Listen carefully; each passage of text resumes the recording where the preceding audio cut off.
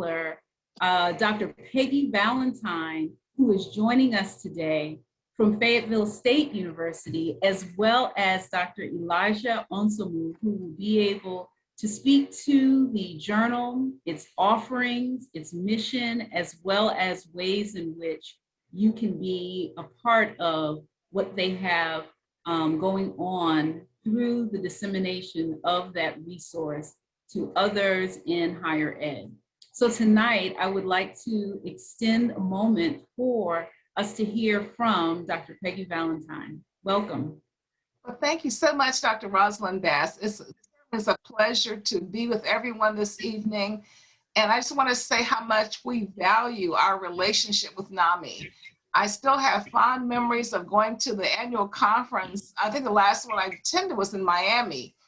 Beautiful hotel overlooking the bay. And I tell you, it was such a warm experience. Everyone was so kind and I enjoyed the presentations and I still have such great memories.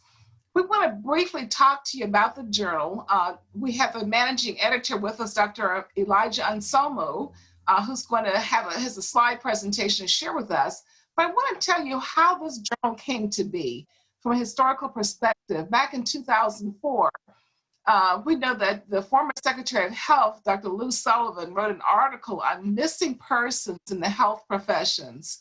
And that article really spoke to me as a health professional because I was very concerned that when we look at the population breakdown, that people of color did not represent the number of health professionals that were being produced in the United States. And so as I looked at the literature, and there was no other journal out there that spoke to this, there were articles here and there, but nothing that spoke to the challenges that we face, especially as African Americans, and then also looking at the other underrepresented minority populations that include Hispanics, I guess Latinx now, and Native Americans. You know, we continue to be woefully underrepresented in the health professions.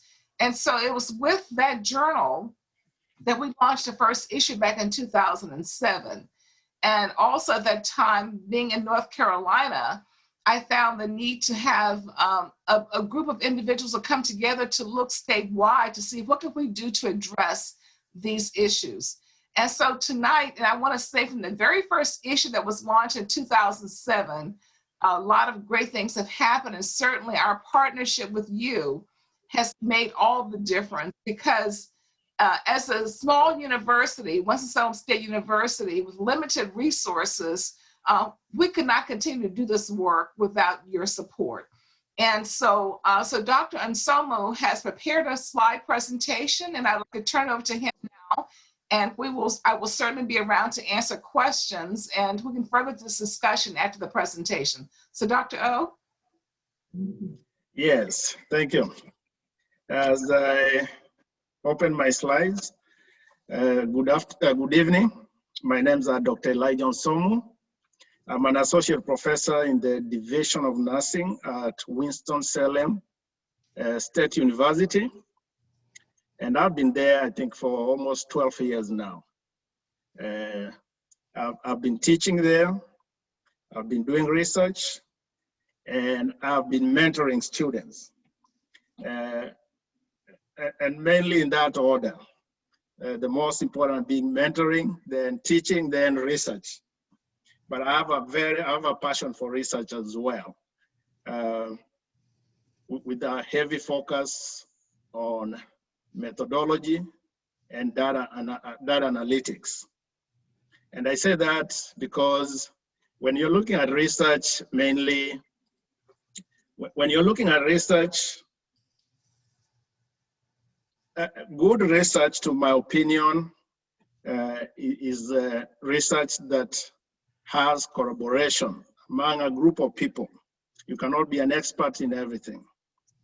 And that's one criteria that most journals, maybe we have not started looking at that, but most journals look at who the authors are and their strengths in terms of what are they contributing to those publications. And through collaboration, different expertise. Some people might be good in writing, some people might be good in data analysis, discussion. Comes out a very good research piece. So that's how I view that. But also there are newcomers, new scholars who I think it's very crucial for them to be supported in terms of being introduced into this research arena. Again, as I said earlier, I like to be considered as a mentor, so I do a lot of mentoring into that area. So if I may start the presentation.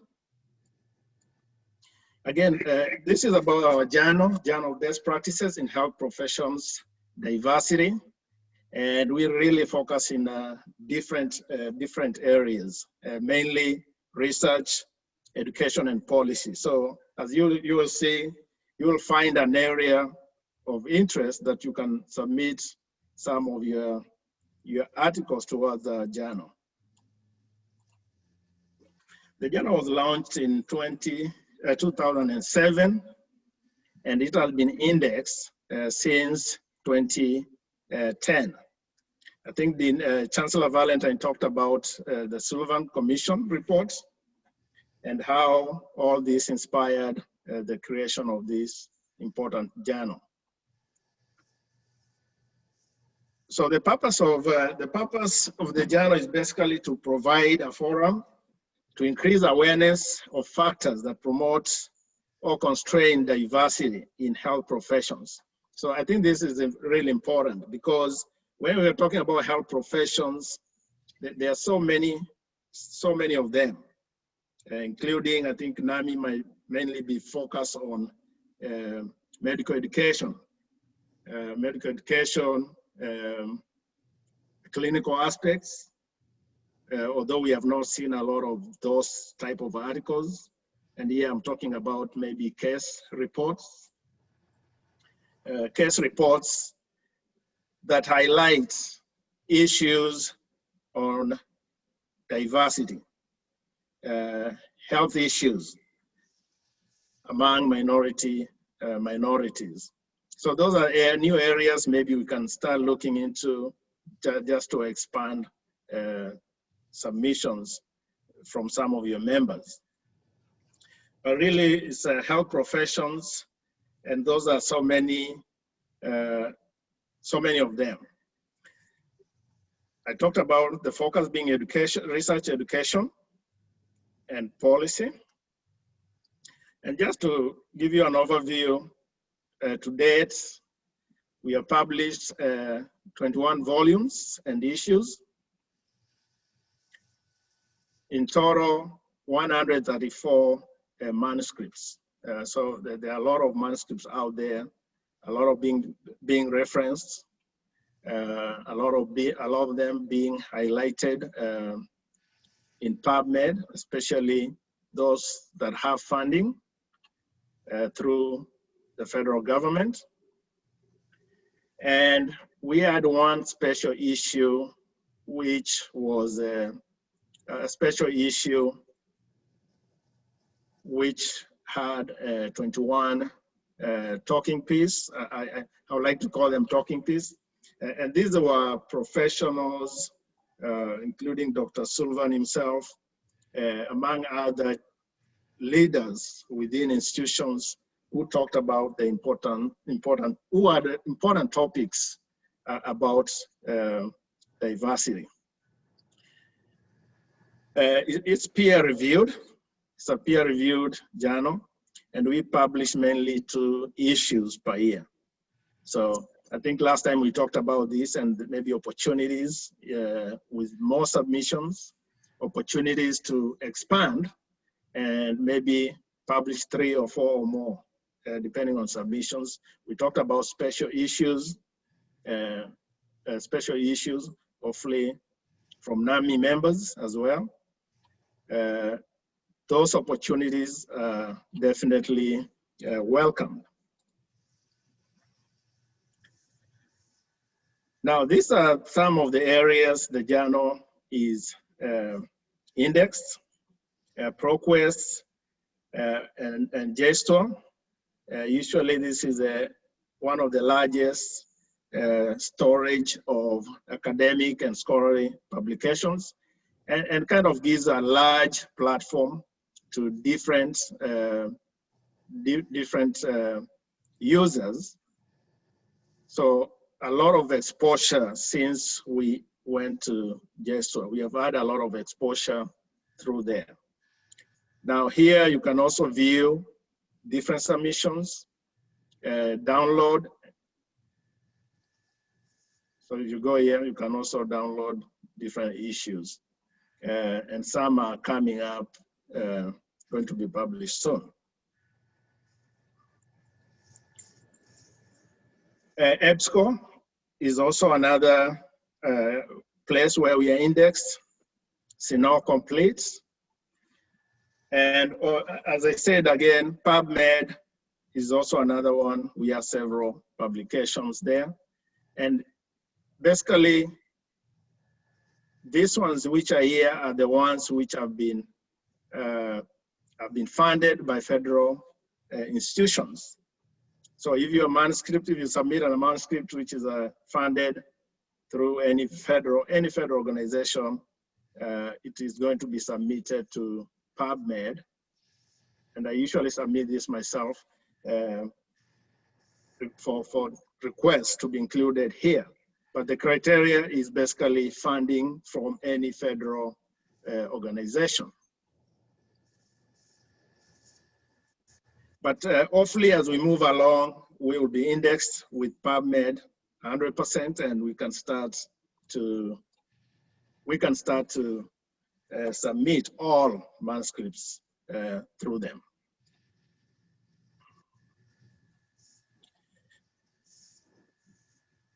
So the Chancellor Van talked about the focus of the journal. So again, educators, it focused toward the educators, policymakers, and the health community. And biannual publication as a source of information on maximizing recruitment, retention of a culturally diverse health professions and students in the healthcare profession. So it kind of provides a forum to engage on these different issues. But most important, you also see that we are looking at different types of scientific, evidential, theoretical, or philosophical research to examine the complex issues that undergird health disparities in communities of color, that practices and policies that facilitate or hinder diversity within the healthcare professions.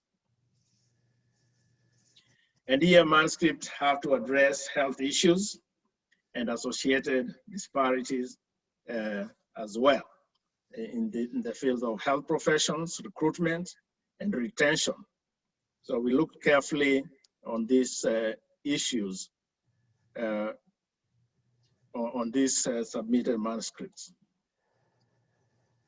So the principles, the underlying principles for the journal, peer reviewed. We have an editorial board and executive editorial team.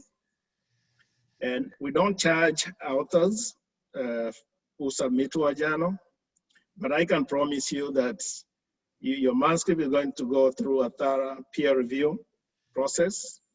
You're going to, further, it's going to be copy edited, I'll say brutal copy editing. We have a very good editor. So once that article is copy edited, I think it contributes more and more to your article. And I myself have been using her for all my publications since I got out of school. In total, I think I've spent over 8,000 just copy editing my manuscripts. So of all my manuscripts I've published, every single one of it has been going through this editor. So very good editor and will make your paper stronger. And also ownership, mainly through WSSU. And of course, we have different partnerships through NAMME, North Carolina Alliance for Health Professions Diversity as well. Some of these things might have changed, so I will skip that. But the main one here, archiving, especially through Gesture, I think I talked about that, and the wide range of readers that this platform provides. So despite reading, it's also providing archiving for our journal as well. These are the editorial office members. Again, editor-in-chief is Dr. Peggy Valentine. We have the NAMME president, currently Dr. Gregory Bass, associate editor. And I'm sorry, this one has changed. We have the associate editor is Dr. Capri Foy, who is from Wake Forest University. Then the managing editor, and the assistant managing editor as well. Then the copy editor, as you can see here, Dr. Julie L. Ederson. Now, I have to say one thing also is that all these members on the editorial office, some of them serve in the editorial board as executive group as well. So the editorial board members' responsibility here include review of submissions, recruiting authors to submit to the journal. And this is really important because we are always seeking submissions. As I said last time we met, submissions are on a rolling basis. So we accept them as you finish, you can submit your manuscript. So we don't have a set timeline. We used to have a set timeline, and I think that that did not was not working well with some authors. So we kind of went back to accept manuscript as they finish, they can submit those manuscripts. So attend conference calls, request that the library at your institution also subscribe to the journal of best practices, and seek funding opportunity to sustain the journal. So again, I think Chancellor Valentine talked about that a little bit. So these are the main responsibility, but I would like to think about the recruitment, recruiting authors to submit to the journal as being the most important. And that's how we advance into publishing more issues per year. These are some of the editorial board members. And here, scholarly writings accepted. So we accept a variety of publications. The first one being the original research reports, theoretical or philosophical essays, policy, legislative updates, ethical debates. And here, ethical debates, I think these are some of the areas your community, medical community, might have a lot of pieces from there. Literature review, either meta-analysis or meta-synthesis, professional issues. Again, here, professional issues. I've seen we have had several of these submissions, especially for programs being highlighted, their successes or challenges, and moving forward or way forward, either in relation to students or healthcare professions. Special reports, interviews, we have had several of these. And here, these are topics related to diversity, recruitment, or retention. So we have had several of those submissions. Pilot studies, case studies, recruitment and retention of diverse health professions, perspectives of diversity and inclusion, book reviews, extended abstracts, even letters to the editor. So as you can see, we have a wide range of publication. I'm sure everyone here can find something to write on this, one of these topics. And if you're working on a document or a research you're presented at a conference, you might submit as an extended abstract or just perspective on diversity and inclusion, just your own perspectives. So if you're working with graduate students, you can talk about your own perspective, either on a topic of research and what challenges maybe minority students are facing. Okay, so, and such submissions don't go through peer review. Perspective on diversity, abstracts, letter to the editor, those don't go through peer review, but they will be copy edited, okay?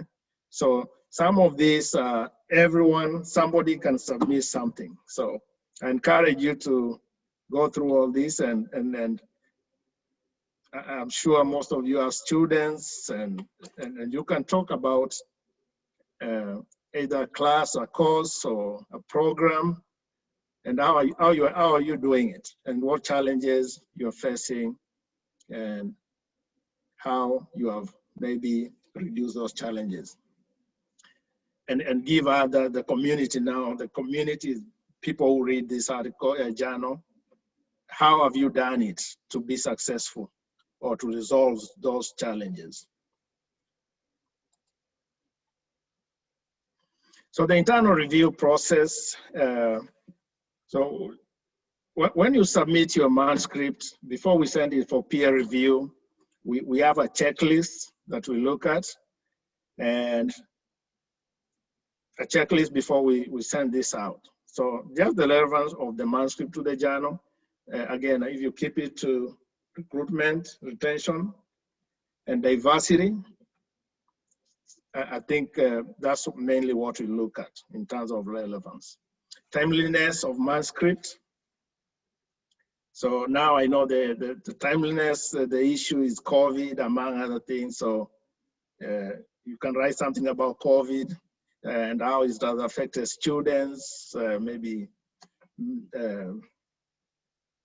how it has affected students in terms of their learning or something related to COVID. That would be good piece for the journal. Overall quality of manuscripts. Again, here we look at these criteria as well. So it does not have to follow the research steps or sections of the journal, which mainly, I think most scholars kind of miss a lot of that, but it does not have to follow that. So we just look at the overall quality here, manuscript coherence, logic and discussion, ordering, presentation of original ideas with sound rationale, then scholarly method and approaches to inquiry, especially for the research, meta-analysis or meta-synthesis articles, and adequate documentation.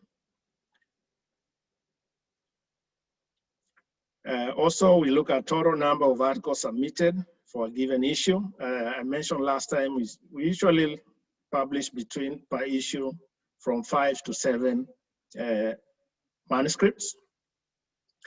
Rejection acceptance rates. Again, our journal, their acceptance rate has been high relatively compared to other journals. Focus area of articles, okay, research, policy, education, discipline of the author, then type of article, kind of listed those ones. Mean time taken to complete individual review of manuscript. So that process I kind of highlight here just to give you a picture. So peer reviewers, so 3 peer reviewers. So after the internal process has been completed, so we send those to the associate editor, Dr. Caprifoy, she will look for these quality issues I was talking about here. After that, she will send those manuscripts to me, then I'll arrange for peer review process. So once we send those out to 3 peer reviewers, usually it takes between 1 to 3 months to get all reviews back. Sometimes it might be challenging to get all 3. Sometimes you can make a decision just to go with 2 peer reviewers who have submitted. So not necessarily 3, but we send them out to 3 peer reviewers and make a decision based on a minimum of 2. Responses to reviewers' comments. So once we send this back to you with the reviewers' comments, this might require several responses, or depending on how you respond to the reviewers' comment, because we have to send those back to them just to make sure you are addressing their comments. Then professional copy editing, copy editing. Then we send you a proof before we send it for typesetting at UNC Press, then followed by publication. So you can see at least minimum six months. Sometimes it can take longer depending on how you submit, how quick you respond to these requests. Internal review process. So discipline, Dropbox, discipline. So yeah, these are different disciplines, again, that I talked about, that's mainly published through our journals.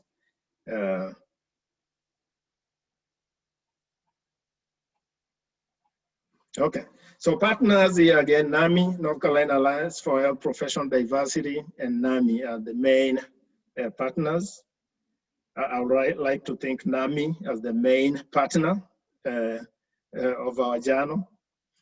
So here published, it's mainly published by UNC Press and sponsored by the School of Health Sciences, the National Association of Medical Minority Educators or Education, NAMME, and North Carolina Alliance for Health Professions Diversity.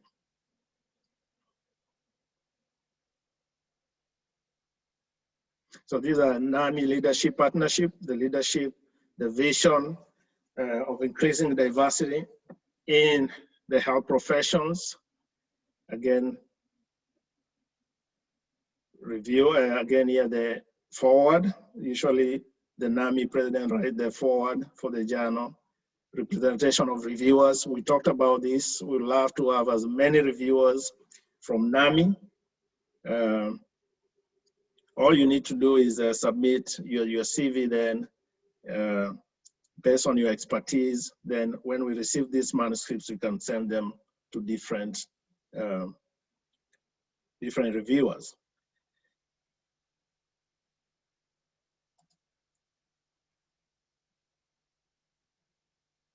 And these are just needs of partnerships and other opportunities for NAMME members. So to join the editorial board, peer reviews, reviewer, submit articles for publication, and others. And we are here also today to listen to you and take your ideas, see how we can improve this journal. This is our journal together as partners, and how best we can serve your members in terms of submissions, publications. So we are here to listen. So I think that's all I have. Thank you. I will stop sharing. Thank you so much for that detailed and transparent overview. I know that there may be some who wish that some of the journals that they've been submitting to could provide this level of clarity and detail, because I think as prospective authors, it's just so important to understand the process even before you get started with writing your manuscript.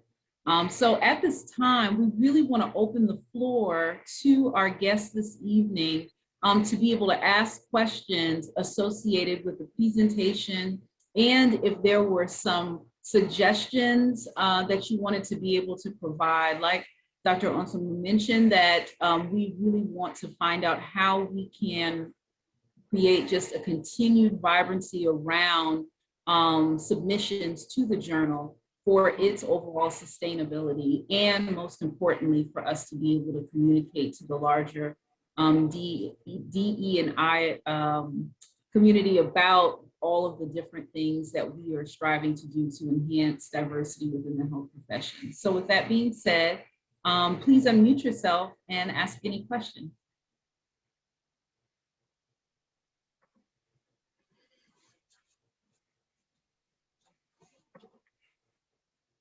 Any questions this evening?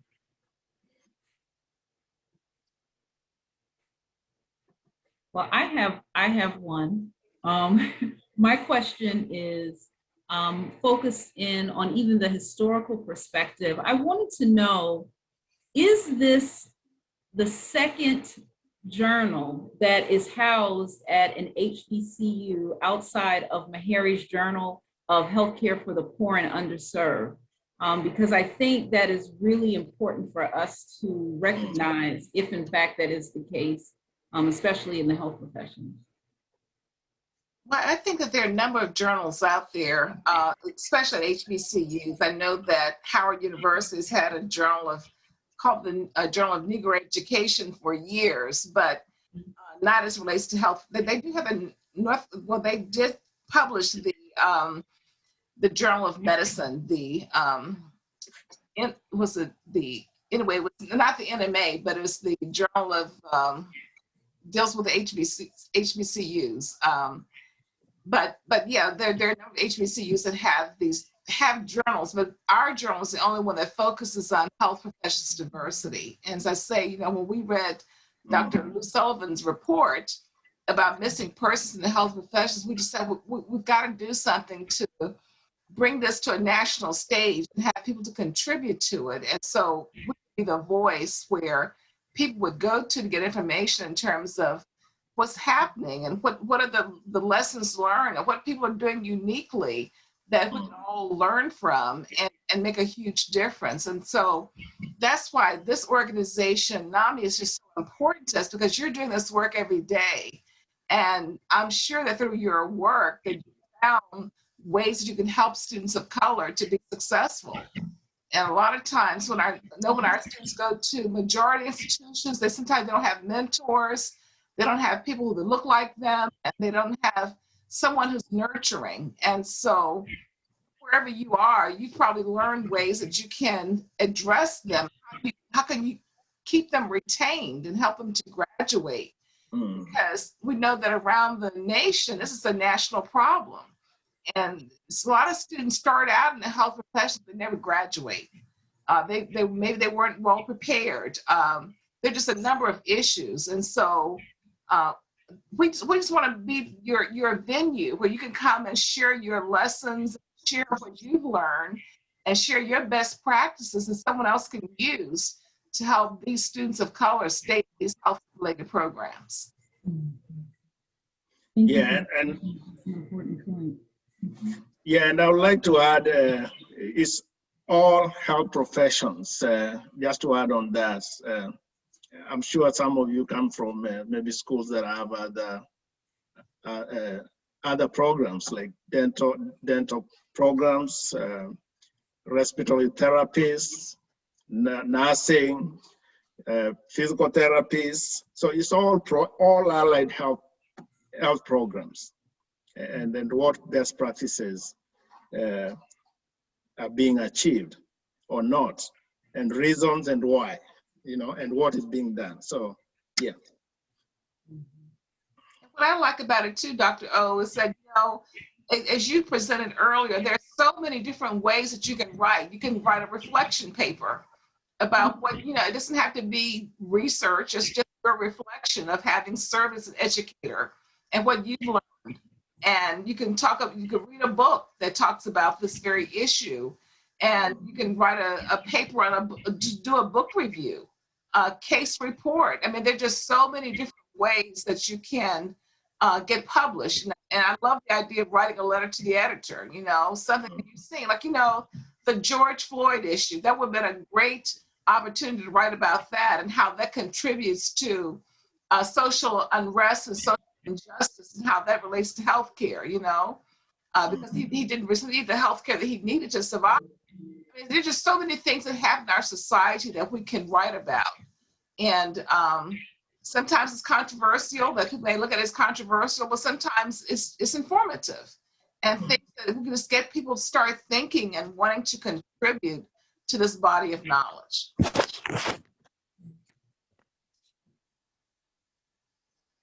I think one of the things that I hear from many of my colleagues is they say, where can I find the time to actually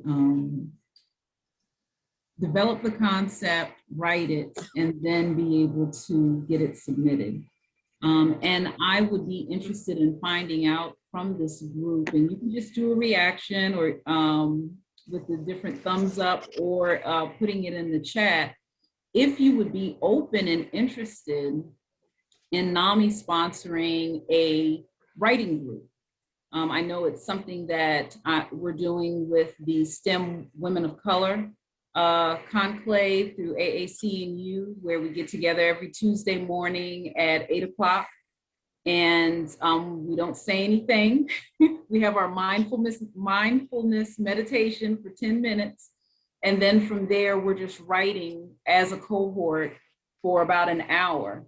And today we actually did 1 hour and 30 minutes with the goal of everyone being able to submit by the end of this experience. And if that is something that you all think would be worthwhile, then we definitely can consider that, even find out if we have some sponsorship towards it. And then from there to be able to work with the journal to see about us being able to submit at the end of this experience. Because I think if people know that there's a high likelihood of gaining a publication by the end of it, then it may be a worthwhile thing to do.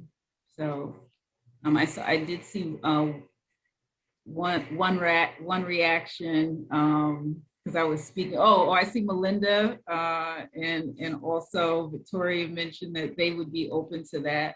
So if there are others, it's something that we'll meeting to send out. Yeah, I think that's a brilliant idea because sometimes we try to do this work all by ourselves. And one thing that Dr. O mentioned earlier, you know, when you bring people together, especially from different parts of the country, bring different perspectives and different disciplines, look at problems differently.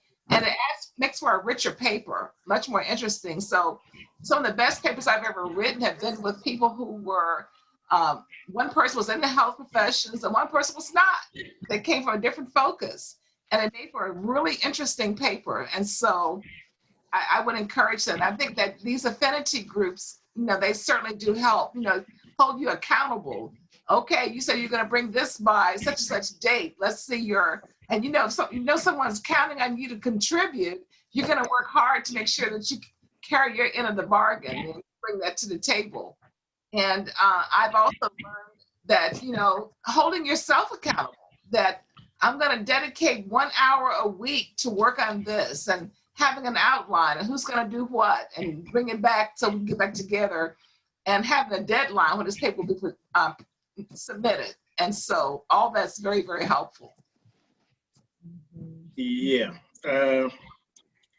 Yes, and I know NAMME usually has conferences, so that's another good place maybe to pull those presentations together and submit them as proceedings from the conference.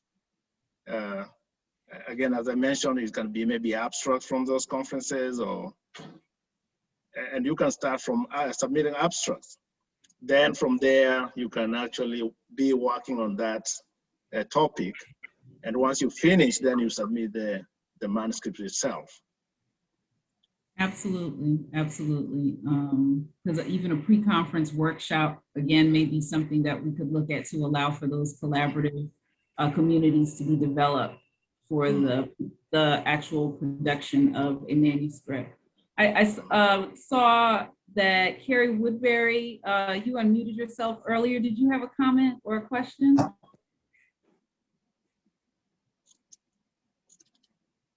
Sorry, that must have been an error. Oh, okay, no worries. There also is another question in the chat that says, does the journal accept articles or reflections from current medical students and or residents to gain a different perspective? Oh yeah, absolutely. Yeah, we have had students publish with us. I think one also has published a letter to the editor.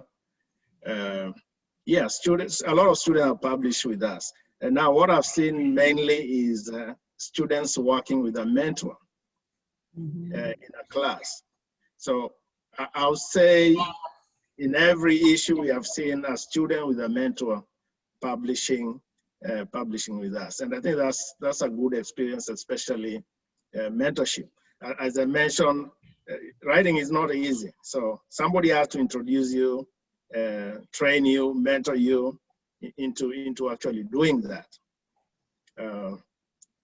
Yeah. Wonderful. And it's no better time to start than when you're in graduate professional school, being able to share those perspectives. And I think so often when we're sitting on committees, we value that as policies are being developed, as well as various curricula. So I would wholeheartedly support that. And if any of you are working with student groups, please make sure that you pass along this information. And we're hoping to save, of course, our recordings today to be able to disseminate to others so that they'll be able to learn about all that's happening with the journal. Yeah. Any other questions?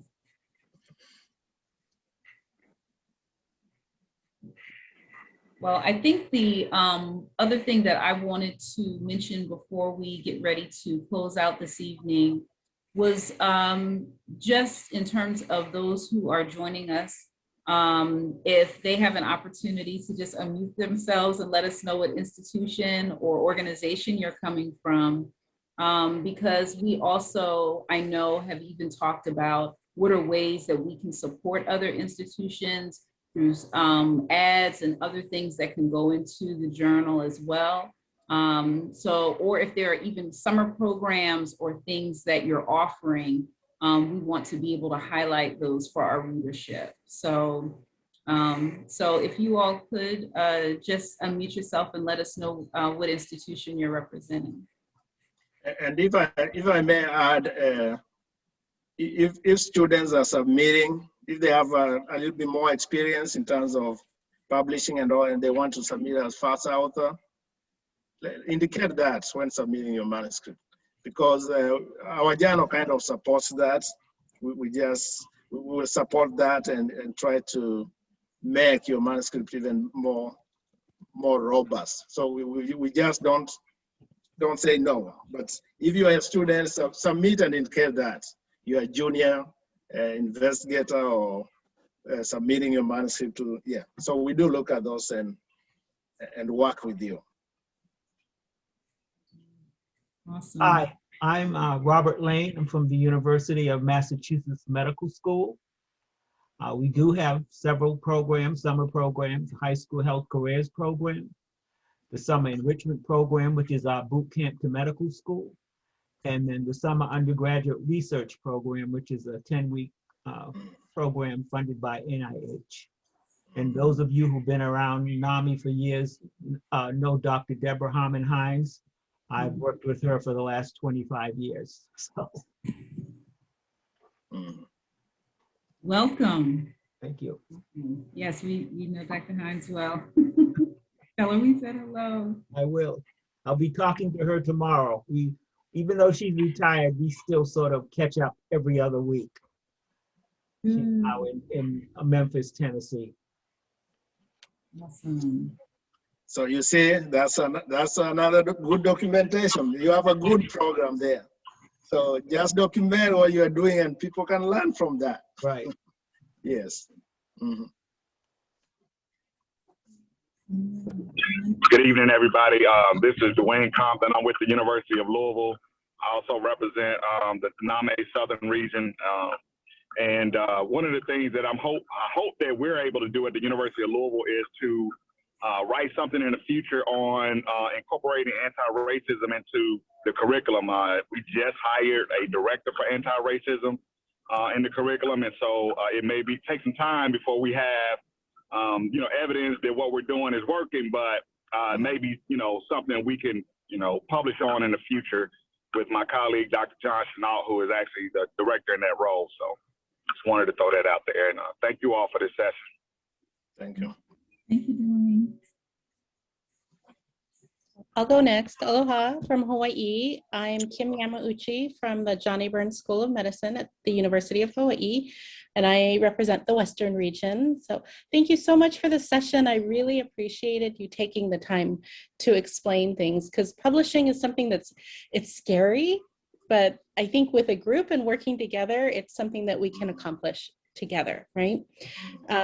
It's almost 2 p.m. on our side for us. So I have a few more meetings that I do have to get to. So I wanted to say aloha and thank you for everything. Aloha. And when are you going to go out there? I know it's been a few years since we've had a conference over here. That would be great once things settle down and all the restrictions are lifted. I think that would be great to have another one. Which island are you on? We're on Oahu. So Okay. it's been several years since we had a NAMME. Oh, it's been a long time since we had one here, but that would be a nice thing to look forward to. Absolutely. And then we could publish, we could do a special edition and publish about everything that we talked about.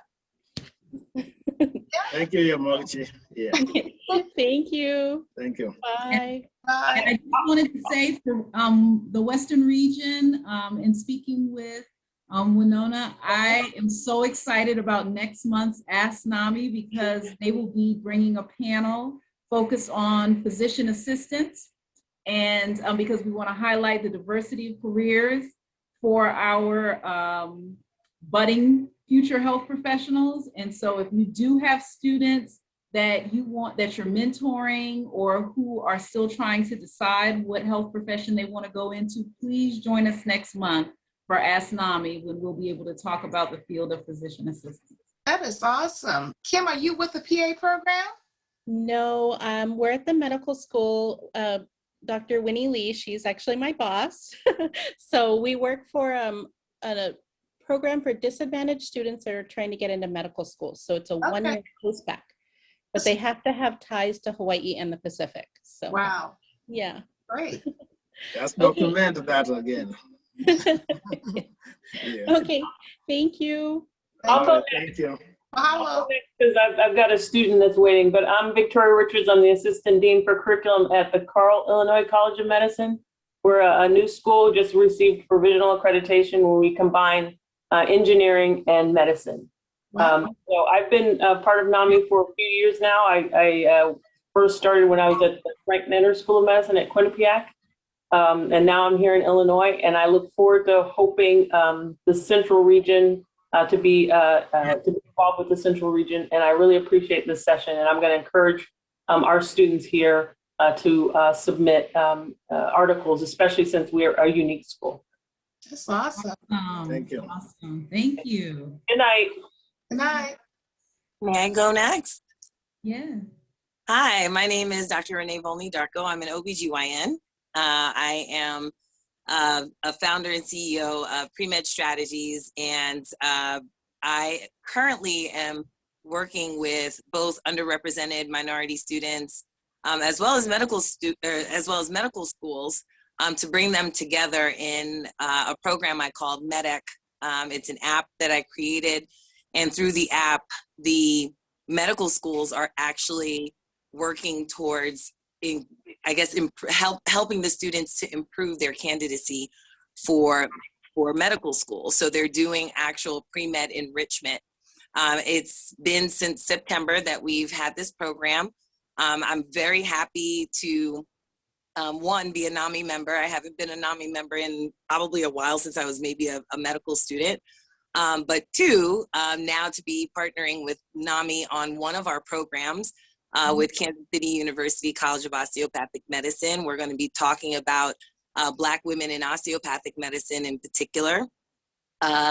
What I loved about this conversation today, about the presentation today, was the fact that a lot of pre-med students also are very interested in research. And I was talking with a student this weekend who was part of our pre-med planning session that I did this weekend. And she's very interested in research, would love to be published. And, you know, having a forum like this, I think will help students to kind of understand that research doesn't just have to be bench, which a lot of, I think, pre-meds have that falsehood that all research is bench research, but that there are a lot of other questions that they can ask and turn into research projects with the proper guidance and the proper mentor, the proper PI, and maybe be able to get even, you know, published in a journal to, again, help them to be better candidates. So we, you know, we're always looking for medical schools to join the forum. So if anyone would like a demo at some point, you can feel free to contact me, but I'm very happy to be here. That'll be an interesting article to talk about that app you developed. Thank you. A way to increase diversity in medical school. I mean, I think that would be a fantastic article. What do you think, Dr. O? And I was exactly thinking like you. I mean, that would be a very interesting paper, which will really receive a lot of citation. Yeah. You think, using an app to increase pre-medical students into medical school, that really will be very interesting. And you are right. Usually, it's not all about research. Research itself. Actually, yes, it informs evidence-based practice, but I think we are moving from research to evidence-based practice. Mm-hmm. Yeah, and that's where the impact is. Yeah. And your students can do that rather quickly. They can observe a patient. Maybe they're looking at blood pressure for maybe a week. Document that, and document that, of course, using an intervention, and report those findings, whether the intervention worked or not, and way forward. So that's a quick study, evidence-based practice kind of study, which actually is more important. So it's not only research, but rather that as well. So I think those are things they can do and submit those kind of findings. Right, especially because many of them do want to do research. Many of them are non-traditional students, sometimes non-traditional students because they've had some academic trouble, and so they're looking for things to supplement their applications, you know, through either post-bac programs, master's programs. But many of them do ask about research. And again, they think it's just wet bench. But yes, they can do very simple interventions, you know, and potentially, you know, increase their chances of getting into medical school and even get a publication because of it. So I think this was a very interesting discussion. And I'll definitely be following up with Dr. Gregory Bass about this. So I told her she's going to be my new mentor. I don't think she believes me. Yes, you are absolutely right. A lot of publication, evidence-based practice publications. And for such students, I think the most important thing for them in relation to research is critical appraisal. They have to master the critical appraisal of research documents. That's the most important for them. But they can publish evidence-based practice publications. Yeah. Thank you. Yeah. I tell you, thank you so much, Renee. I have so many ideas flying around in my head right now, but we'll talk.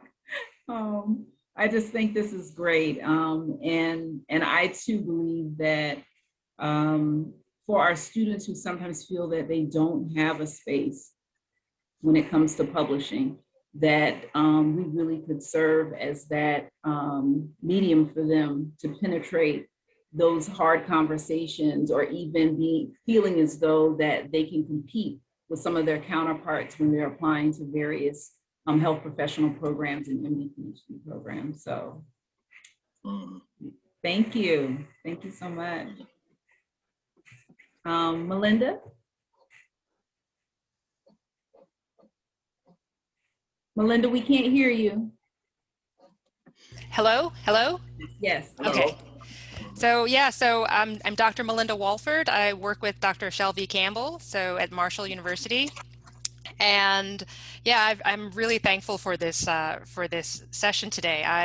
I'm working on a couple of things myself right now, and just, you know, just knowing the process and the steps, it's been sort of difficult for me to just kind of navigate through just, you know, the steps, and, you know, just even today, just going through the IRB, you know, stuff today, like, you know, so this is yeah, so this is very helpful, and just, you know, and I would be very interested in if you were to start that writing group. So yeah.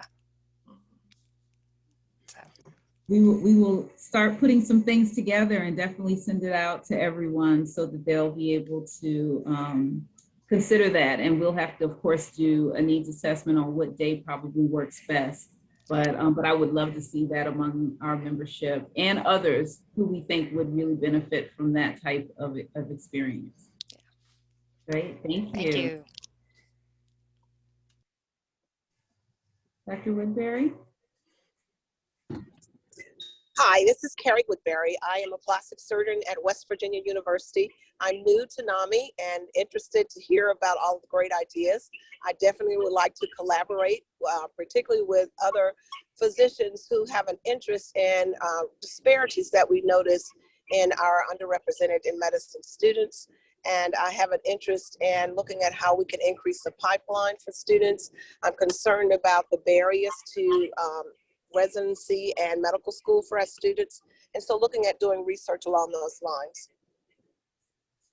Awesome, awesome. Yes, there are quite a number of individuals who we could connect you to who are working on those exact same things. And I think that when you are with a collaborative group, you may find that there are things specific to your interests or that you're experiencing that are exactly the same. And then sometimes there are regional differences just based on the population that you're working with. So all in all, I'm sure Dr. O would be open to having articles focused on pipeline initiatives and barriers that students need to overcome. In fact, we have published several pipeline articles.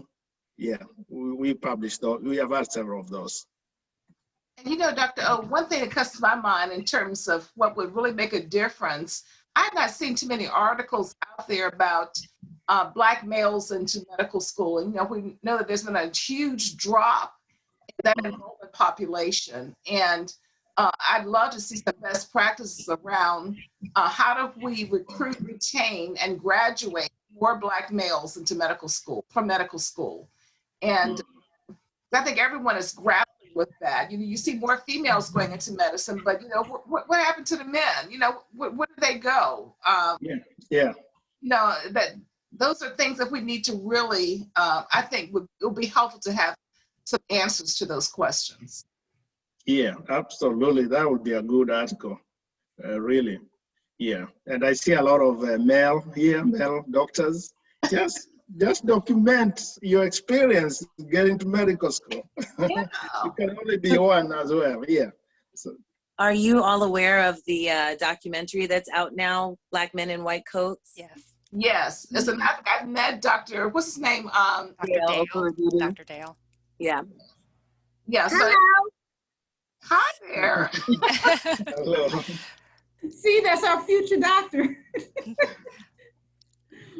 Yeah, so those are real issues. And so we just want more publications in that area because I think people are looking for answers. And how do we recruit and how do we retain? What age should we start working with, and how do we get them interested?